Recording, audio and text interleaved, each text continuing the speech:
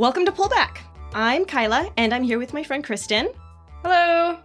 Trying to be a good person can be overwhelming in our complex global marketplace.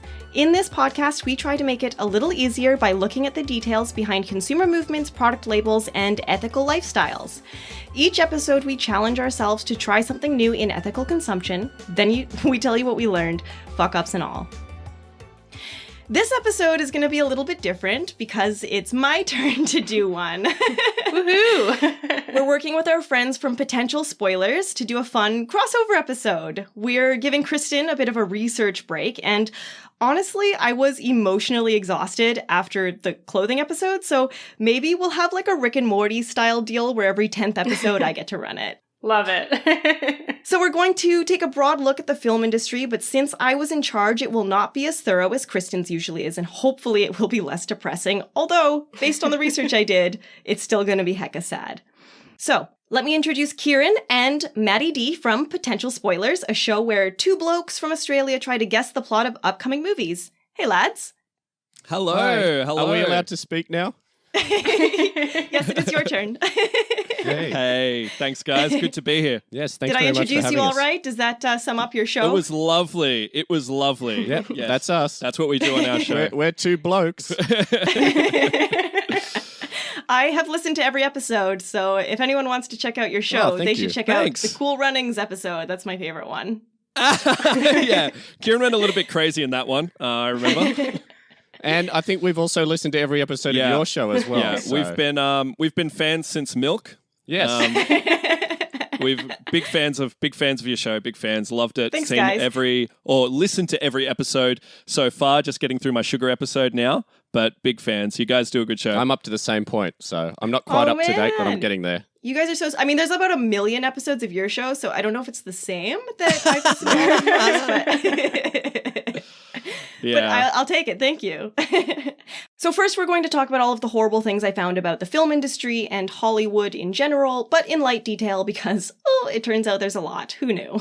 Yeah. So I want to start with a fun fact.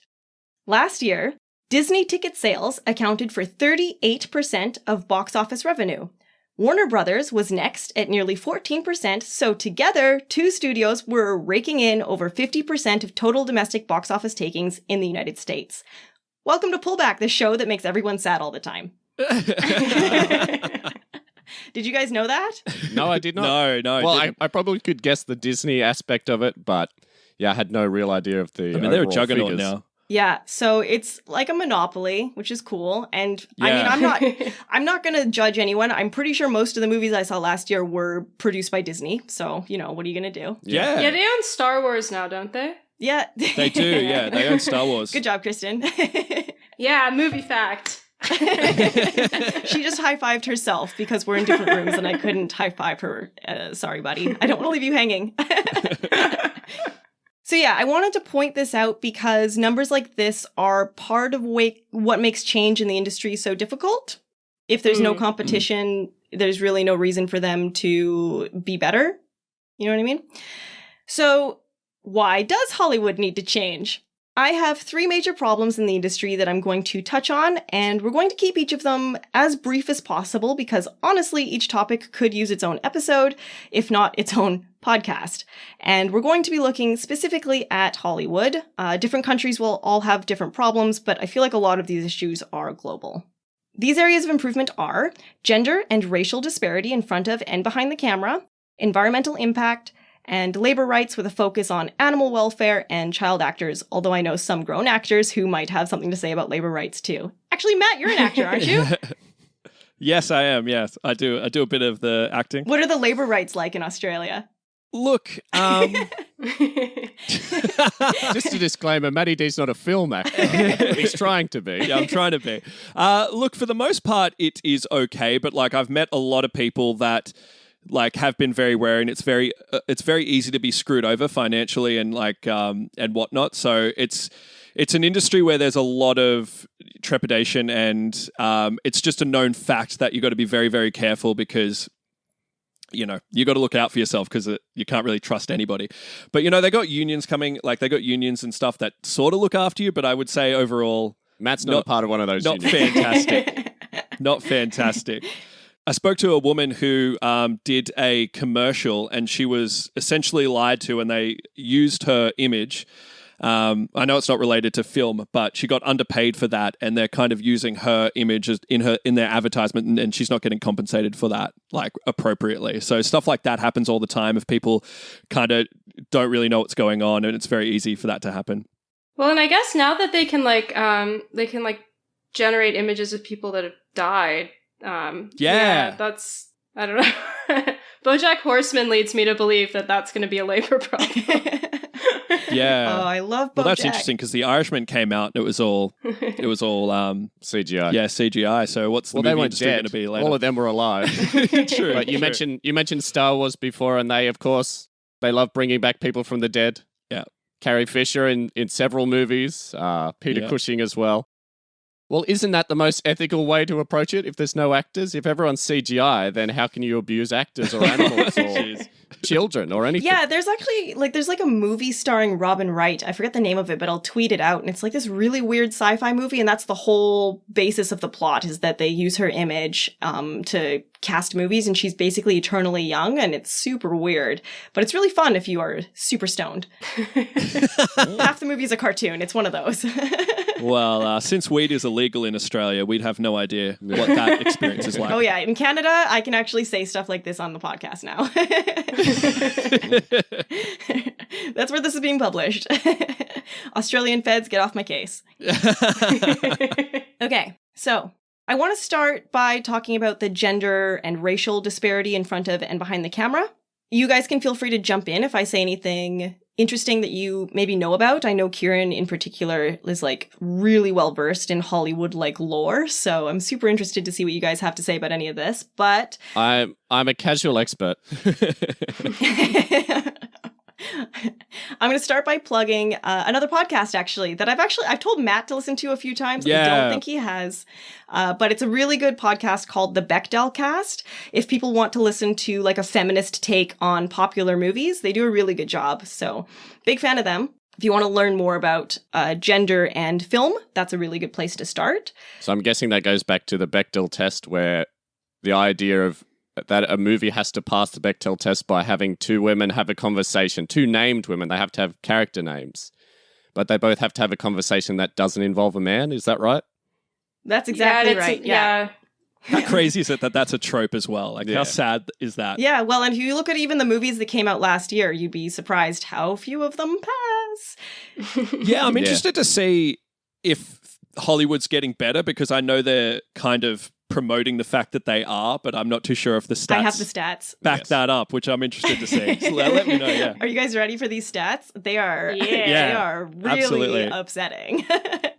So, Oh, is it? I can imagine. in September of 2019, the USC's Annenberg School for Communication and Journalism's annual study, so they've been doing this since 2007, looking at the inequality in popular films, found that in the top 100 films of 2018, 33% of speaking roles were women, 12% had balanced casts, and 39 films out of 100 depicted a female lead or co-lead. Of those leads and co-leads, 11 were from underrepresented racial or ethnic groups, and 11 were 45 years or older. Wow. Wow. That That's doesn't pretty really terrible. surprise me. That doesn't surprise me at all, though. I don't know. I was thinking about it when I was just casually scrolling through the Oscar nominees, and just visually, the male actors that are nominated look a lot older than the females. Yeah. It's the same as newscasters. You always have young female newscasters and older male newscasters. Something to do with trust. I don't know. And what looks good on TV and in movies, I suppose. And they seem to make a big deal when a female is older. It's just look at this older actress, but there's only 3 of them running around at any given time. They might be 49 or 50. Yeah. Yeah. They're 35. Yeah. Look at this old actress. Look at it. We pulled her out of the retirement home and she's back on the big screen. Yeah, it's not great. Actually, speaking of age, I have another fun fact from that same study. 13 to 20-year-olds were just as likely as 21 to 39-year-olds to be shown in sexy attire with some nudity and to be referenced as attractive. So that's gross. Jeez. Yeah. That is. I'm also not surprised, though. That's been going on since the birth of Hollywood too, unfortunately. Much longer than that, even. I mean, Yeah, well, that's absolutely true. But I'm thinking of Shirley Temple and her first works in the baby burlesques. I'm sure you guys know about those. I don't. Baby no, burlesque? what is a baby burlesque? So you can find these on YouTube. Maybe not look them up if you don't want to, I don't know, be appalled by the treatment of children back in the 30s. But basically, the idea was it was supposed to be funny, but they'd be putting babies and really young children in adult positions. So they'd have, for an example, like a burlesque club with the sexy burlesque dancer who's a toddler performing and stripping for like little babies in the audience who are like the leering men. But then while this was all happening, like a lot of these guys were, doing inappropriate things to these child actors as well. So then that in context with what they're kind of producing in the film.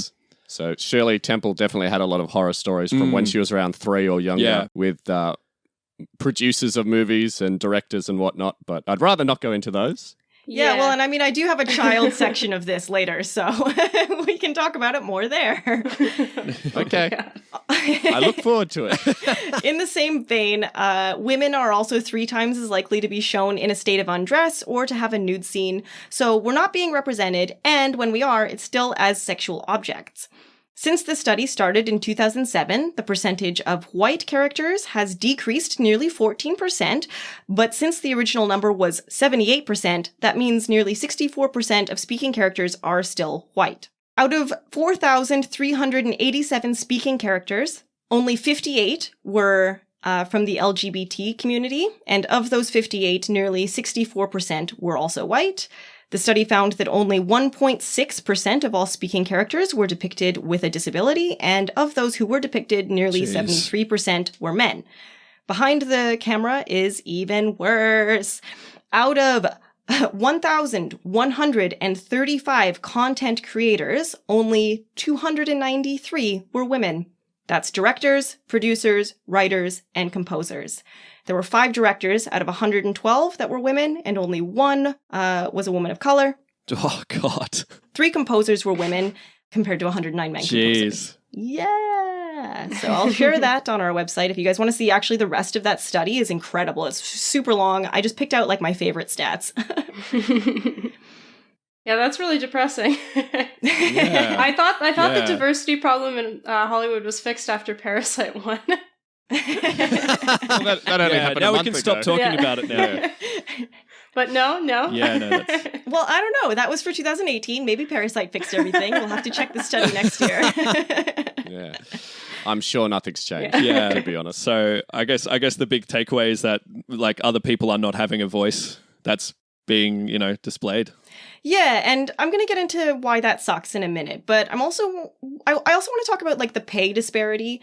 Women get paid way less than men in the industry, but yeah, rather than like go down that rabbit hole, I'm going to share a bunch of links for the curious, because I think we all know that actresses do not make as much as male actresses, partly because the roles that they're getting are often not speaking. Yeah. Oh, actors. Thank you. Yeah. But yeah, they're just not getting speaking roles. And then, yeah, when they do, they're being paid far less than their co-stars. So that sucks. Did you find anything, like, is there a pay disparity on, like, racial lines as well, or...? I didn't find that, but I'm sure. You know what I mean? There must be. Yeah. I guess you don't have a lot of leading characters that are, non-white or, come from different sort of backgrounds. Like, that's very rare. So you assume that... Well, how much money does Will Smith make a movie? I'm sure he makes a lot of money. Yeah, it's probably the exception to the rule. Yeah, that's true. Oh, yeah. I think that there are probably outliers in every group, but if you're casting, like, Mindy Kaling next to Keanu Reeves... Yeah. Yeah. I don't know, Yeah. I don't know what that movie would be, but... I want to see it now. I just picked 2 names out of my head, and now I wish that I could see that film. I hate to go against the example that you brought up, but one of the movies that I just thought of off the top of my head was, what was it, Valentine's Day? What was the movie actually? Was it Valentine's Day? There was one movie where Julia Roberts was the highest paid actor in the whole movie, and she was only in it for about 5 minutes. Oh, good for her. And everybody else in the movie just got significantly less.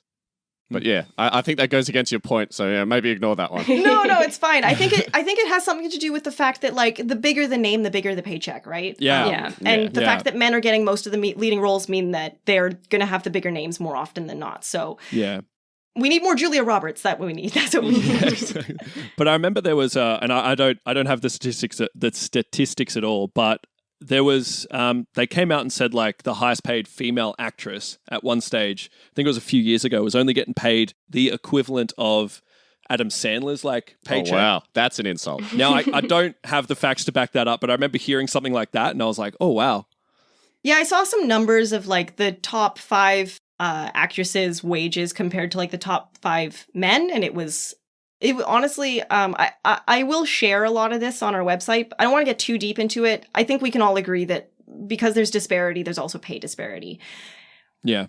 Underpaying and underrepresenting women and minority groups in cinema is partially, I don't know, maybe you guys can weigh in on this, but I feel like there's this myth in Hollywood that different casting choices do badly at the box office, despite the fact that movies starring white dudes fail all the time too. But when a movie starring someone else does badly, it's seen as because of the casting, not because the movie maybe just was bad. Which isn't always the case. I have some really good numbers that I'll share as well that show that often when you cast a diverse lead, the movie does really well. But I don't know. Well, Black Panther made a whole bunch of money, so... I feel like that's another outlier. They made like $1 billion. Yeah. I mean, but it did sort of like bust like the notion that you couldn't have sort of like racially diverse superhero movie that would do well at the box office. I hope it did bust, but also I don't see a lot of other movies being produced right now that, I don't know, you guys are the ones who do upcoming movies. What do you think? Yeah, there's not really anything that's followed the Black Panther. Because that came out in 2017, didn't it? Like it's 2017, yeah. Yeah, so like 3 years ago, it made $1 billion, and I can't think of too many other movies that have come out since that have really broken the mold. Well, they only now have started really getting behind female superhero movies, which we talked a little bit in our show about. In our Black Widow episode. It's it's taken this long to produce a Wonder Woman movie. And mind you, they did Black Panther right before they did Captain Marvel, about 2 years before they did Captain Marvel. Mm. And at the time, with both Captain Marvel and Black Panther, Marvel was lauding and applauding and patting themselves on the back, saying, "Look how progressive we are." But our argument has always been, if you're that progressive, you should have started with Black Panther. Yeah. You shouldn't have started with Iron Man. If you're this progressive of a studio... And like a Black Widow movie, like taking this long to come out as well. Yeah, if you have this much confidence that you've turned around the market and made audiences want to see movies starring black people or movies starring women, then you should have started on that foot. Not do it 10 plus years into the whole series. But that's just my own personal gripes. And of course, they weren't the first movie studio to do either a black-led superhero movie or even a female-led superhero movie. But they pretend to be. Yeah. Yeah, I don't know. I would like to see more diversity. That's why I don't really watch movies anymore. I mostly watch television shows because I find a lot more diversity there. But I do still like your podcast, guys. Keep it going. Thanks. I really liked your Black Widow episode, actually. We have to watch the movies. What's that? I really liked your Black Widow episode, actually. You had some really good points. Thank you. Yeah, I liked that you were outraged on behalf of Scarlett Johansson, so... Yeah! Yeah! So women and minorities are still very underrepresented in the film industry, and that's bad for a few reasons. I feel like a lot of them go without saying, but I will say them, because it's a podcast. If you're underrepresented, and when you do get representation, a lot of the time, unfortunately, still, even in 2020, the representation is still often stereotypes, or they lead into biases. It reinforces gender and racial biases and stereotypes among like the mass of people that go to see these movies. And it's unconscious, like you just internalize this stuff because stories are very important, especially Hollywood. People have higher self-esteem after seeing themselves represented positively on screen. They've done studies about this, and I will share them as well. But it's very upsetting for like a little black girl maybe who never sees herself represented in any Disney princess movies. Although shout out to Princess and the Frog, a movie I do like. So, Kyla, did you find anything on whether like, is this... Because you talked about the fact that the film industry is mostly like a monopoly. And is that part of the reason why we don't get diverse stories, or are people like unsure on why that happens? Honestly, nobody really wants to talk about it because it's deeply embarrassing, probably. Sure. I couldn't really find... They'd rather stay with the safe and tested. They'd rather stick with what they know works rather than push the boundary or challenge anybody in the audience. So if the audience's challenges, there's a risk that the movie won't make money, so they'd much rather just. It's all about that safe. Money. Yeah. Yeah, although it's shown lots of times that like if you do take risks, you often do make money. So I don't know, but there were actually a whole bunch of leaked emails from execs from a studio. I can't remember which one right now, but basically saying Disney and Fox. We don't want to. Was it Fox? You guys know about this? Yeah, and Disney. Yeah, Disney and Fox saying that they didn't want to cast different people. Disney were in the middle of acquiring Fox at that point, so it was about that merger that the emails were regarding. Do you guys know more about that? And what did the emails say? All sorts of things. But the main ones were, I think we talked about it. No, we didn't talk about it in our show. But the main point was that they didn't want to make a female-led superhero. This was back in 2015 that this was released. They didn't want to make a female-led superhero movie, Disney/Marvel that is, because of all the examples in the past of female-led superheroes that had failed. So they listed Catwoman as an example. They listed Supergirl and Elektra. Yeah. And they said that was the reason these movies failed, was because audiences don't want to see. Maybe if you guys had made those movies good, they wouldn't have failed. Exactly.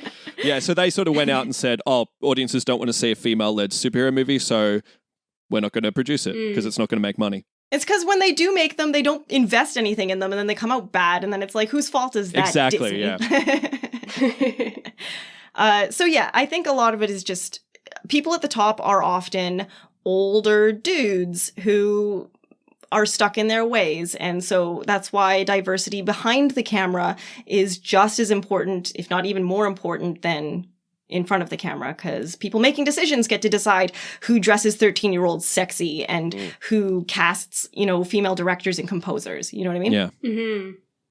Did you guys want to say anything? Oh, actually, I do have one more point on this, and that's the Me Too movement and abuse in the industry.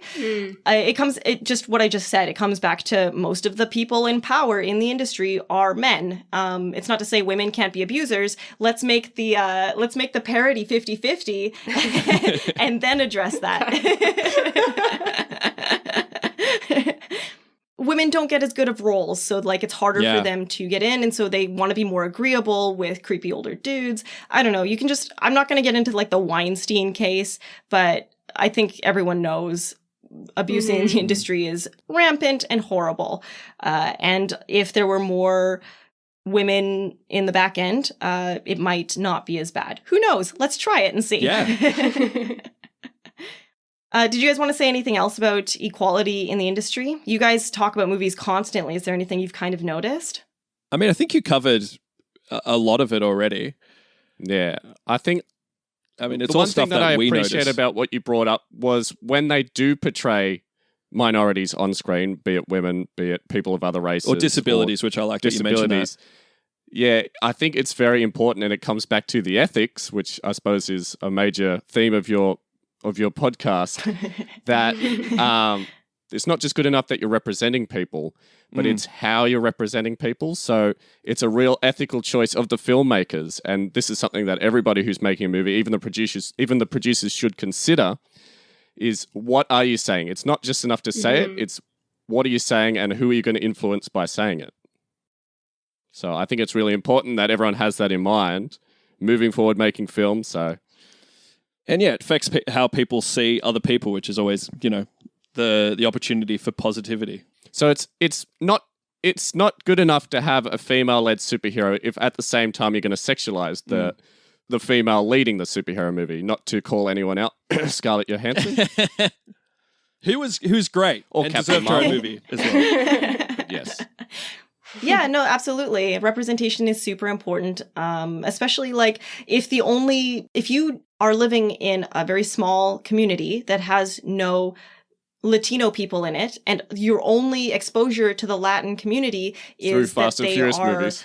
Jobless immigrants, then you're going to vote for a guy who's going to take care of it because you don't understand that actually it's a stereotype and not true. Yeah, absolutely. Can I plug something very quick that is a nice little example of, I guess, what we're talking about, which is there's a film company in Australia, and a friend of mine sort of pointed me to them to mention on this show, but they're called Bus Stop Films. And what they do is they work particularly with people in sort of marginalized sections of society, particularly people with disabilities, giving them work on the film and also behind the film camera as well. So they, are a company that's interested in giving people opportunities like, directing, writing, camera operating, also people acting, because a lot of these people are having trouble doing that stuff outside just in the normal industry. So that's a company that is sort of spearheading that, which I think is pretty cool, which would be nice to see more absolutely. of. Yeah. So Bus Stop Companies That's awesome. was the name of that organization, and you can look them up and have a look. I think they're a charity as well, so they get donations but that sort of leads into getting these people the opportunity to be a part of the film industry and create content that we perhaps don't see because, we're only getting one voice. That's awesome. I really like that. I think on that note, we'll close that section, and I'm going to move on to the environment. Are you guys ready to talk about the environment? Absolutely. So I'm only going to talk about 2 aspects of the environment in this regard, because the film industry is massive and you could probably talk about like a whole bunch of different ways that it affects the environment. But the first thing I want to talk about is land use regarding filming on location. So often when studios go to locations to film and they are not cities, they're forests, they're mountains, they're deserts, whatever, they are often not super considerate of the land around them. Wildlife is disturbed, vegetation is trampled, and the land can be transformed. Game of Thrones got in trouble for trucking sand into a Maltese beach for Daenerys' wedding in season 1. And this is for you guys. Mad Max Fury Road received criticism for running roughshod over sensitive desert lands in Namibia. So. Oh, Jesus. Why are we being blamed for that? Because George Miller's Australian? Is that why we're being blamed for that? You guys know what you did. Filming on location can also cause sound and light pollution, which can also disturb local wildlife and people. So it's something that I would hope is getting better, but Mad Max Fury Road is a pretty new movie, so who knows? Yeah, that was only a few years ago. Yeah, and I think it's different depending on what country you're filming in as well, right? Like if you go to a country with absolutely fewer laws regarding that sort of thing, then it might be easier to just be kind of lazy about what you're doing. Another aspect of it as well, which I don't think you mentioned there, is the impact that tourism has on those locations as a result of appearing in films. So a recent example that I can think of off the top of my head is that island that appeared in the new Star Wars movies. Oh, yeah. If you remember the one with all the little that was with birds Luke, on it. wasn't it? Is that the one you're talking about? Luke Skywalker is like a hermit on an island. And this is a real island. I can't remember where it is. I think it's like in Iceland or somewhere like that. But this island was untouched for years. There was no tourism allowed on the island whatsoever. And then, of course, it's getting all this exposure through the massively popular Star Wars movies. And now all these people want to travel there. They're taking illegal methods to actually travel there and, take selfies in the same spot that, Luke Skywalker was drinking milk out of an alien's udder. And so you're having these locations which are not only affected by the filming of the movie, but they're being consistently affected by people who want to go there and live in the movie and see the locations as well. And that can last forever. Just buy yourself a lightsaber, guys. Just buy yourself a lightsaber. And a Porg toy. Yeah, well, and that's a really good point. And another great example of that is, what was that movie with Leonardo DiCaprio, The Beach? And now there's a really famous beach in Thailand that's just closed because tourists absolutely trashed it. Maya Bay. Believe it or not, I was actually there 2 months ago and they talked all about this. Maya Bay I can't remember the name of the islands, but they're famous islands. They've appeared in a whole bunch of movies. But there was a little bay called Maya Bay in amongst there, and it was just basically being decimated by being trampled by tourists constantly. So they've finally done the right thing and shut it down in the last year or so, which I think is a great thing, but it's a shame that they had to do that in the first place. That's crazy. Yeah. And this is, mind you, a location that you can only get to by traveling more than an hour on boat as well, so... If it wasn't being exposed in these movies, people wouldn't be going there in the first place. Yeah, so filming on location has a few problems, as we've outlined. There's not really a solution here,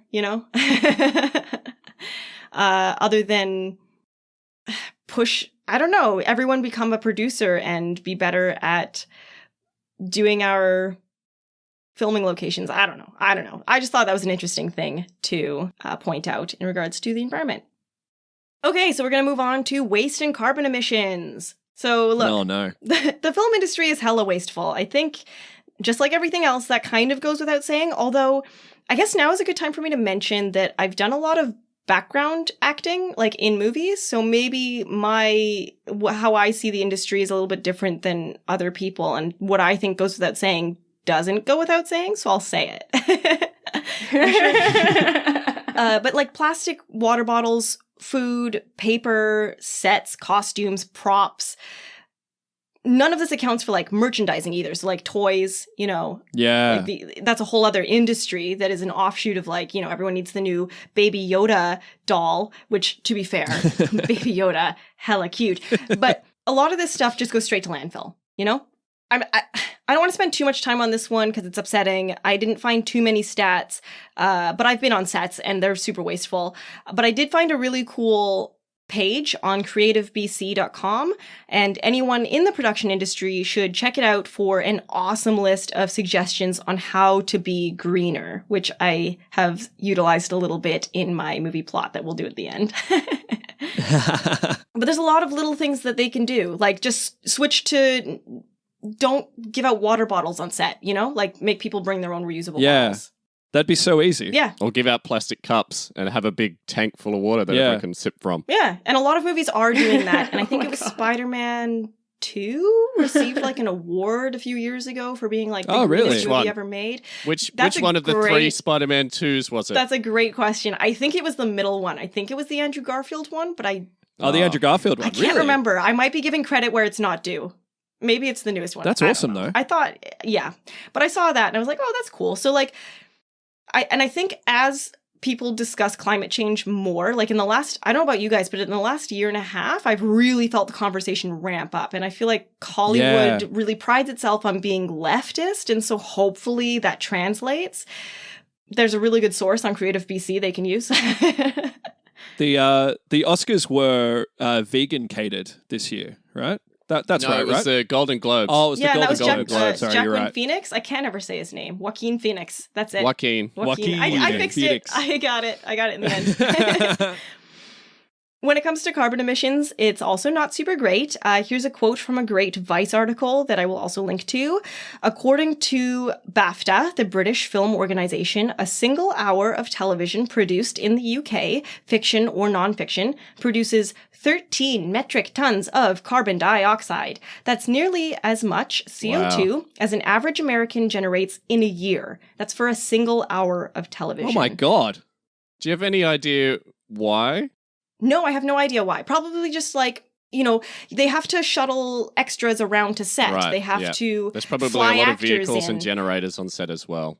Yeah. Oh, there's so many generators on set as well. Like all the lights you have to power. Exactly. You have to feed everybody. If you have one scene with background actors in it, it could take, I was on the set of Bohemian Rhapsody. I was in like the scene where they played We Will Rock You, and it was 16 hours. It was a 16-hour day for a 3-minute song. You know what I mean? And so like they had to feed, there was 200 of us there. They had to feed us. They had to keep us warm. They had to give us all costumes. It adds up, and I mean, guess. given that we'll have just released the fast fashion episode when this one comes out, I wonder how many of those costumes just end up in landfill after being worn once. Yeah. I'm guessing that's going to be a fun episode. Oh my God, it's so depressing. It's no. I cried. In the episode? I had to like mute my sniffles for the rest of the episode after Kristen talked about a factory explosion. So, yeah. But I'm going to keep going on that quote here. A 2006 UCLA study found that the California film and television industry created 8.4 million metric tons of carbon dioxide. The number for the US film and TV industry as a whole was 15 million tons. So That was from 2006. I can't imagine it's that much better. It might even be worse Yeah. because everything seems to be getting worse. But that's just me making things up. Who knows? I was just wondering how many takes they did of when the Joker burnt that huge pile of money in The Dark Knight. Yeah. Like, how much fake money do you think they went through? That's a good point. And also, I was just thinking about in Apocalypse Now as well, when they used real napalm on forests. Oh, man, really? Yeah. Just because they didn't think that the visual effects would look convincing. So if they used napalmed fake- a forest. Yeah, they really napalmed a forest. so- Jesus. And I'm sure they did more than one take too. The opening shot of the film is a forest being napalmed. Well, every time an action movie has a car chase or an explosion, right? Like, Yeah, exactly. Yeah. Exactly. And they're being made every day of every week of every year, continuously. That's a funny image, just continuous car chases. Yeah, exactly. One long episode of Mannix. whew, well, I feel like this is getting a little heavy. Are you guys ready to move on to lighter and brighter pastures? Absolutely. Sure. I thought we'd already talked about lighting. What a Ayo. lame joke. You guys are in for a treat because guess what we're talking about next? Animal welfare. Oh no! Oh, No! Can I just say your animal episode that you did? What was I think it was the vegetarian and vegan episode. I was like so traumatized by the end of it because I'm a vegetarian, but I like there was stuff and there. the animal testing in the There was the stuff there makeup that I didn't episode, know. yeah. I was like, what? Are you kidding me? Yeah. I recently found out as well that they still test on monkeys here in Australia, right here in Sydney, because a Aw. couple escaped the other day. Oh, yeah. They escaped captivity and were running around Yeah. and they captured them. And I didn't realize until then that they still did that here. Yeah. It's insane. All the stuff you said about the cosmetics industry as well, Yeah. like traumatized me. That's what I was thinking of. Yeah. Anyway, Let's talk back about to some more animals darker stuff. being killed and mistreated. Kyla, are movies better? I'm sure they are. Your guys' industry, your podcast. that you Our focus industry, on. yeah. Yeah. The industry we own. Don't blame us again. It's not our fault They're again. just personally harming animals every episode. Soz, guys. Got to make the movies, though. We're not making them. Look, I will say that it's hard to be worse than the cosmetic testing industry. Yeah, of course. Sure. So, and if anyone wants to know why, you can go listen to our cruelty-free episode, but it's still not super good. The first thing I want to point out is very similar to what Kieran was saying about the location filming. Sometimes when animals are featured in a film, it creates a demand for them. So like Harry Potter Absolutely. created a demand for snowy owls in Indonesia that has caused problems. So I'll share a link on that, but Clownfish in Finding Nemo. Oh, and that wasn't just in one yeah. isolated country, that was worldwide. Everyone wanted a clownfish after Finding Nemo. Oh, really? Yep. The clownfish population was actually damaged by so many people going out and farming them, Really? essentially, for sale of pets. Yeah, absolutely. Jeez. Aw. But the main thing about animal rights that I do want to talk about, everyone knows the familiar message at the end of credits, no animals were harmed in the making of this film. Yeah. Well, it turns out that is super dubious. What? What do you mean? Oh, no. Absolutely, yeah. The American Humane Association, or AHA, started monitoring movies in the 1940s after a horse was killed in the 1939 film Jesse James. A stuntman and the horse were sent over a 70-foot cliff into a river. The stuntman was fine, but the horse broke its back and died. Oh, jeez. This caused a public outrage, and people demanded that there be some oversight, which is when the AHA stepped in. So it was in 1940. Right. When it was established, it was a good thing for the industry, and I'm sure it continues to do good work, but it's not perfect.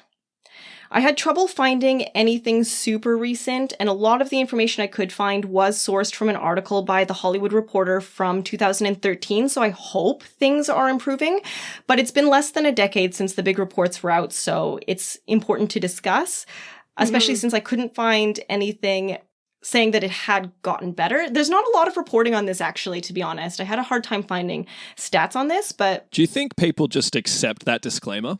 So let me just tell you a little bit more about that tag.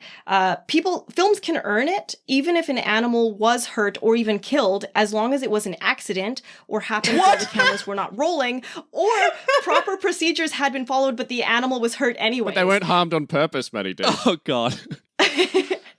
It was an accident, we promise. So from that article by The Hollywood Reporter, for example, Disney's 8 Below was awarded the end credit despite a March 21st, 2005 incident report that noted the hero dog seriously got into a fight with 2 other dogs. The trainer beat the dog harshly, which included 5 punches to its diaphragm.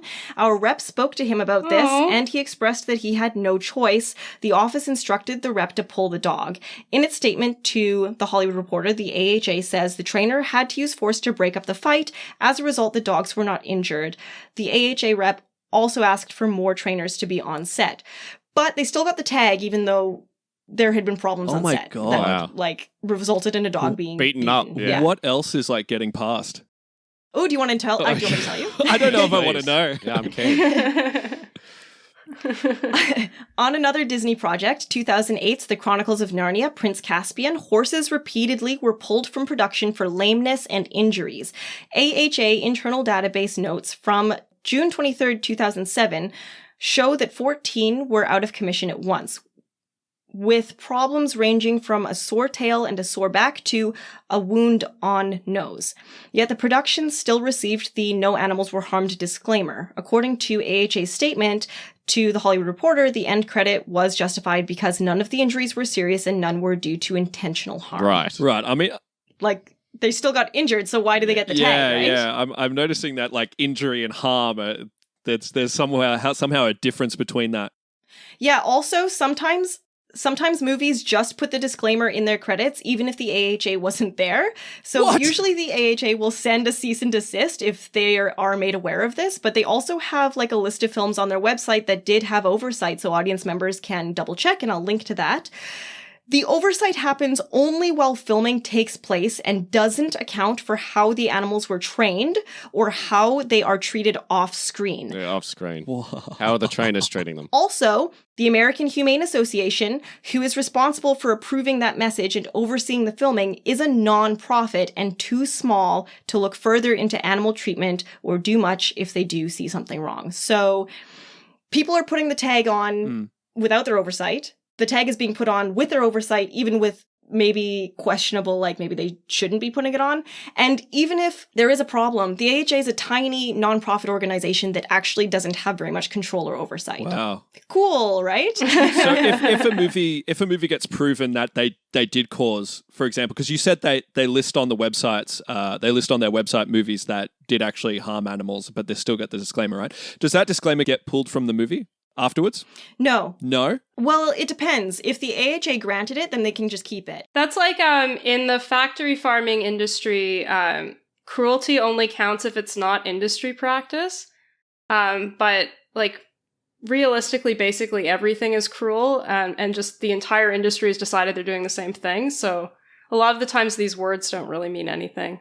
Yeah, and so like I said at the beginning, hopefully things are improving. I saw a report, I don't know how trustworthy it is. A lot of the sources that I had were not my favorite, but I did see someone saying that the AHA a lot of the time is funded by the film industry, so they're overseeing the people who are paying them, which is also a conflict of interest. Yeah. And I don't know that that's true, but I did see that claim come up a couple times. So I think it's probably worth mentioning here just in case.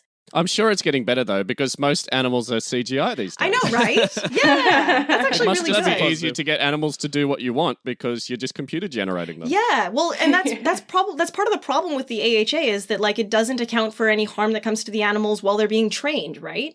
Yeah, exactly. Yeah. And who knows how they're being treated by their trainers in captivity and whatnot. Yeah, exactly. Especially if they're filming in countries that are a little bit, like, maybe don't have the same standards as we do for animal treatment. So who knows? And it is definitely getting better because, of course, throughout history, we've had some pretty appalling acts against animals, which, of course, by law, can no longer occur. I think due to the Animal Welfare Act, I think in the US, or it might be a global initiative, I'm not sure, but you mentioned Jesse James earlier, where one horse was killed.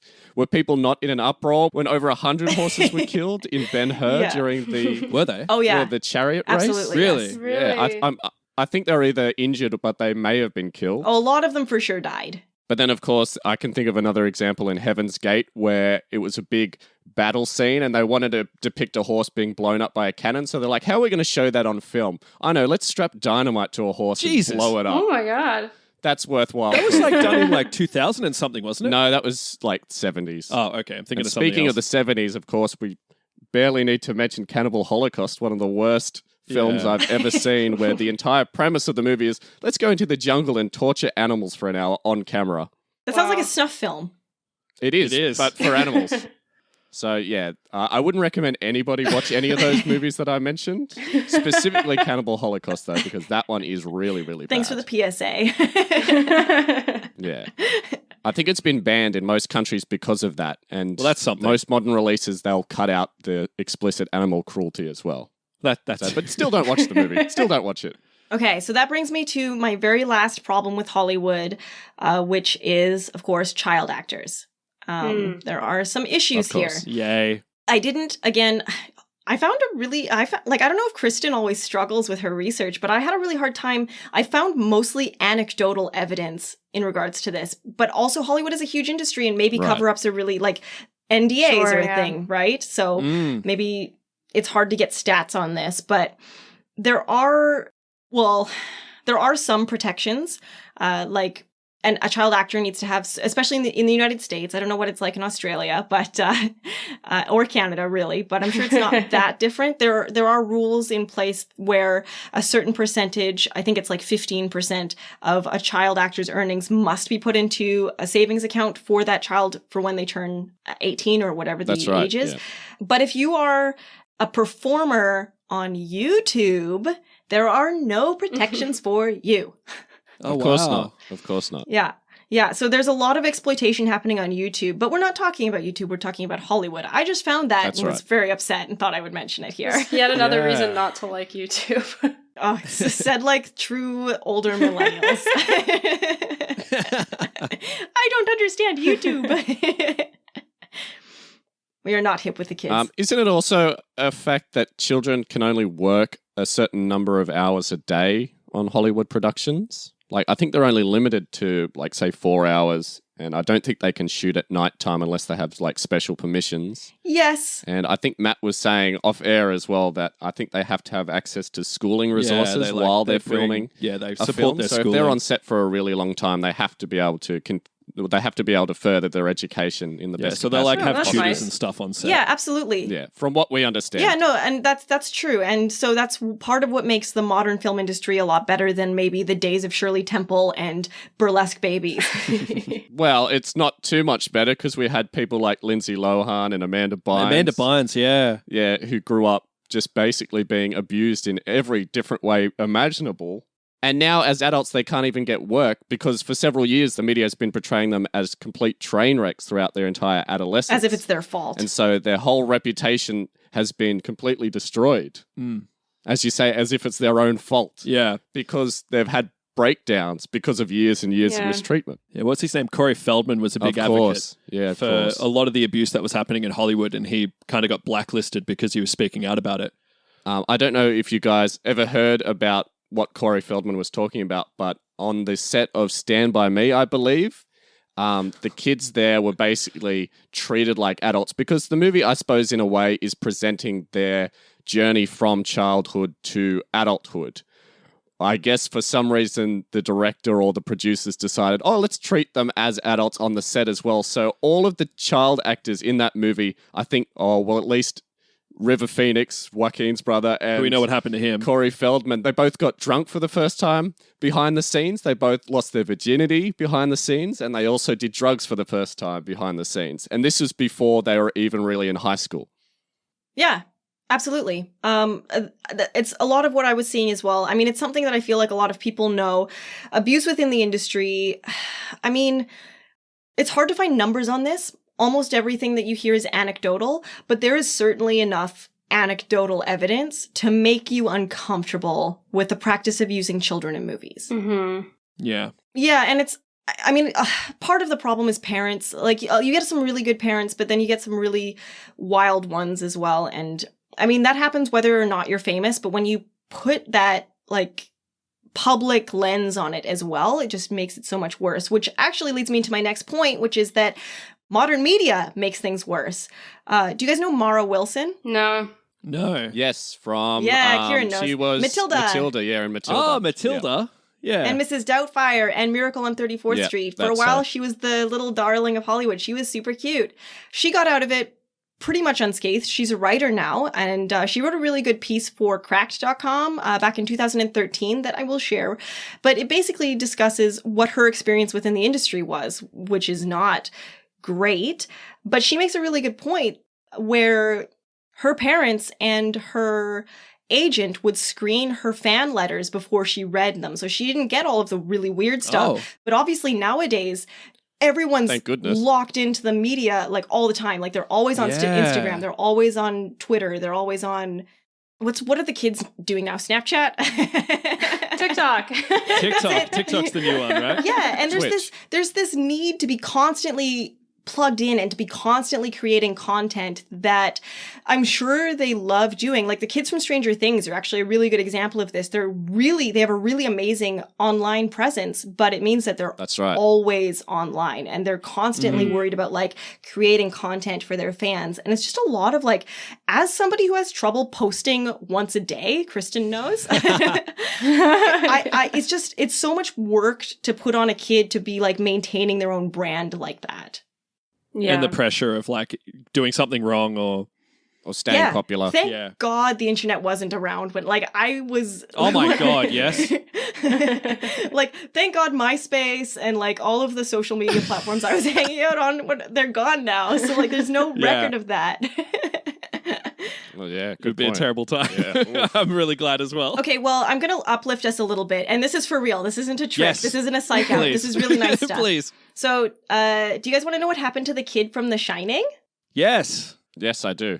He's a biology teacher now at a college in Hey. like, Oh. yeah, a small state. Yeah. Same thing for Newt from Aliens, the second Alien movie. She grew up to be a teacher. Yeah. I think Aliens was the only movie that the actor who played Newt ever appeared in. And so she just went off to be, I don't know, a really well-respected teacher afterwards. Her story is actually kind of bonkers. She was sitting in like her school cafeteria and a That's talent right. scout took a Yeah, that's photo right. of her from like across the room. And then they like brought her in for like an audition. And so she's like, yeah, okay, I guess I'll do this. And then afterwards she's like, cool, I never wanted to be an actor, so I'm done now. Amazing. That's kind of cool. That's kind of cool. And I know Joffrey Baratheon, that actor, did something similar. I love when child actors are like, cool, I did it, and I just don't need to go down that path. I'm going to do something cool now. Yeah. So, just to end all of my research that I did on this, which is, again, it was meant to be lighthearted, but it was kind of depressing. Sorry, boys. But what can consumers do? This industry is very far removed from us, and unless you become a producer, there's not a lot you can do, except don't support bad movies, which you guys, I mean, your whole show is that you have to go support bad movies, but everyone No, we else. have to go support all movies. Not all of them are bad or as bad as the history Maybe of just start movies. pirating the ones that are Yeah. like unethical. What do you mean start? Don't pirate good movies. Yes. That's the Yes. other thing you Yeah. can do. If you see a movie coming out that looks like it's, got representation and in front of and behind the camera, don't pirate it. Go out and see it. And then don't go out and see the movies that are not doing that. You can pirate those ones. Point taken.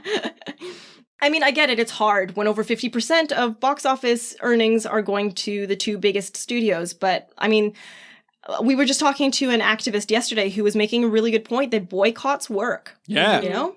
That is true. And I mean, Hollywood is at least being more vocal about these issues, whether they're following it or not, which means that, social pressures do matter. Yeah. Yeah, absolutely. So are you guys ready to move on to our challenges? Yes. Absolutely. I'm Let's keen. do. Okay, so the first one I want to talk about, I know Matt and I were talking, you were really struggling with this, and this was, because I gave you guys two challenges, We because there's were. two of you. Twice as many podcasters, twice as many challenges. The first challenge was to go out and watch an independent film. So how did you do? So we found this really we thought hard. it sounded easy. We were like, thought oh, this is easy. There's so many independent cinemas around in our local area. There's so many that we could go to. But would you believe it? None of them really show independent movies at these independent cinemas. So they show Hollywood movies, but just in an independent setting. So they show movies from not just current ones, but movies from all throughout history, rather than just what's currently screening. Yeah, it's almost like people they claim it's an independent movie or an indie movie by just being an artistic movie, but it's not really independently made at all. So they're claiming that Toy Story 4 is an independent movie, by the way. I'm not joking. If you look up top independent movies of 2019, Toy Story 4 is listed as one of those independent movies. By what metric? I guess because it's not a major studio. You wouldn't consider Pixar a major studio. That would be my guess, but I don't actually know why.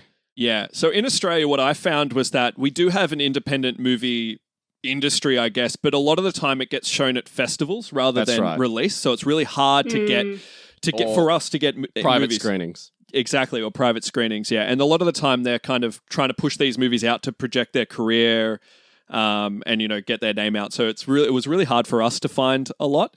So what did you end up watching? Oh, yeah. So we ended up watching 2 movies, actually. We found 2 independent movies. The first movie we watched was an old movie from 1975. 1975, which You've probably heard of it. Which we'll talk about in a second because they actually made a Netflix special based on the making of the movie, and it's called Dolomite. Yeah, Dolomite. The other movie, because we watched it and it was kind of an old movie and we were kind of really wanting to support local industry. So we're really trying hard to find an Australian-made independent movie. So we watched Dolomite and we watched a movie called Lead Me Astray, which is done by an up-and-coming production company called Bendy Spoon Productions, is their name, which I love their name. That's a fun name. I like that. And it was kind of a horror-based movie, and they've actually got another movie that's going to be coming out mid-2020 called Sweetheart, I believe. I think that's it. And so we actually watched 2 movies for this. So we ended up really struggling, and we ended up walking away with 2 movies there. Because we just wanted to make sure all bases were covered by the umbrella term of independent movie. Yeah. Were they good? Did you like them? Well, I really enjoyed Lead Me Astray. That was kind of fun. I liked it on a technical level. I'll just say that. Yeah, we What does that mean? Does that mean like the cinematography? I'm just throwing out terms I don't know. Cinematography was good. The composition of the shots was good. The lighting was good. I don't want to badmouth the movie because I know Matty D has personal connections with the people who made it, but let's just who will be listening to the show, it Kieran. definitely was an independent movie by every meaning of the word, but I don't think it's going to run like the Cannes circuit, but for what it was excellent. We enjoyed it, yeah. It was really enjoyable. And the other movie that we watched, Dolomite, of course, I can safely say with no hesitation, was a terrible movie. Oh my God, it was bad. Although I really did enjoy watching it, though. Yes. I think we laughed from start to finish. And the whole reason that came to my attention was because of the Netflix special Dolomite Is My Name, which was the Eddie Murphy picture, which I think came out late last year. But I found out about the making of that movie through that Netflix movie. Yes. And then, of course, I was like, well, that's the definition of an independent movie. It was just one guy who had an idea, used his own money to make a film with his friends. In his bedroom, basically. And it's a beloved movie and helped push forward it helped push forward independent black movie makers. Yeah, because he was doing it at a time, Kieran was telling me, I don't want to steal your point. No, it's all good. At a time where there wasn't sort of black people represented in cinema too well. Or when they were being represented, it wasn't in a positive way. Yeah.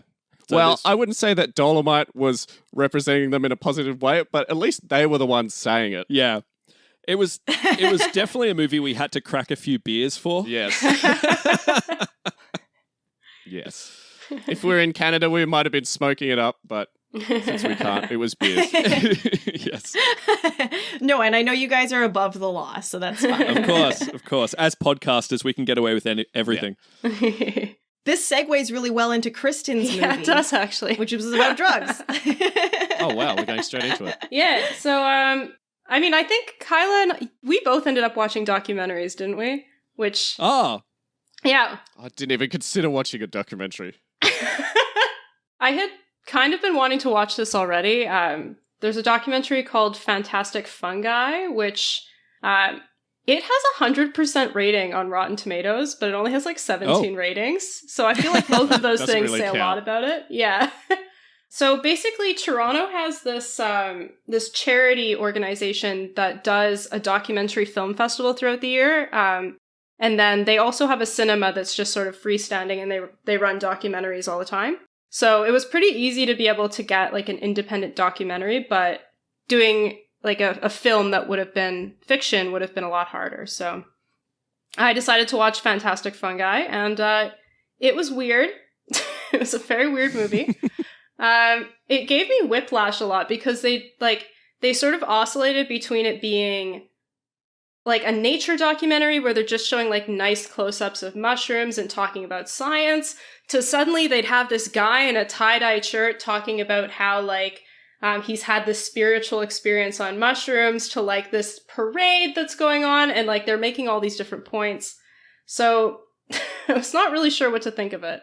But but at the end of it, Kristen I was loves convinced mushrooms. that I would like to try mushrooms now based on watching this, because Oh no, I it meant sounds you like awesome. she likes boring normal mushrooms. It's like her favorite thing. I also Whoa, like come on, boring boring normal normal mushrooms. mushrooms are the That best. is true. So no trip to Amsterdam planned anytime soon? Like, we went for a hike in Newfoundland and she was like, oh, this is this type of mushroom. And I'm like, okay, cool. Okay, and then my movie was also a documentary. It was about protecting whales in First Nations land in northern BC in Canada. And it was beautiful. Holy smokes. Like, the cinematography was bonkers. It was so good. And it was a collaboration between Germany and Canada, and it followed two whales researchers up in Oh, cool. up there. Yeah, it was really cool. It made me really angry about freighters in the oil industry, but otherwise it was gorgeous. Yeah, because the freighters, they can't, whales can't communicate with each other and they get lost, right? And they get headaches, and like they get hit by the freighters and die. Aw. So yeah, lots Oh, of wow. reasons that it sucks. Yeah. Everyone should go watch this documentary. It was called The Whale and the Raven, or The Raven and the Whale. One of those two. Take your pick. Where does the raven fit into it? The two researchers that the story follows were adopted by First Nations tribes, and those were the names they were given. Oh, Oh, cool. wow. That's awesome. Yeah, it was a really good title. I love that you picked like the most British Columbia movie you could possibly have found. Look, I've only been here for 6 months, but I am deeply patriotic to my province. Yes. I just want to say just quickly that the Lead Me Astray movie that we watched, you can get that on a streaming service An called Australian streaming service. Yeah, called Ozflix. That would have been helpful if we knew this beforehand, but apparently does independent Australian film. So if you're interested in accessing, it does other Australian film, but if your listeners are interested in seeing independent Australian film and want to know where to access it, because I know we had so much trouble, you can subscribe to this site. It's free. You just pay for the movie. Oh, that's cool. That's awesome. It also gives a platform to Australian movies that might not get a DVD release Yeah. or a physical release. So I think it's really good for any sort of independent filmmakers in our country that are trying to find somewhere to actually show their film, if they can't get into a cinema either, I suppose. And again, it was information that would have been helpful like a week ago. Hello, future Kyla here. This episode ran a little long, so we're going to release the last approximately 40 minutes of this episode as a bonus later in this week. So you can probably tell, based on how we were speaking, that this was recorded in February, well before COVID-19 was declared a pandemic. So, of course, since we've recorded this, the film industry has shut down, including canceling new releases. So it'll be interesting to see if a lot of the points that we made in this episode do end up changing drastically because of this. So just a little disclaimer here that this was recorded in February, but we still really enjoyed it. It's a fun listen. I hope you guys enjoyed it. If you want to talk to us, you can get us on Twitter at Pullback Podcast. If you want to follow potential spoilers, they are on all of the podcasting platforms that we are on. Just like everyone else this week, our call to action is to practice social distancing.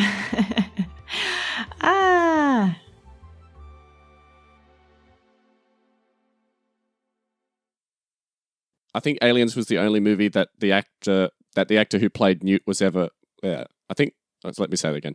I think Aliens was the only. Oh, fuck, the neighbor's back. Yeah. tap is really loud. Yeah, I know, right? I know, it's the worst. And this guy, I swear he has like a pool or something. You're shouting. Because fuck this guy. Fuck this guy, Kieran. All right. Okay. All right. Back to my point.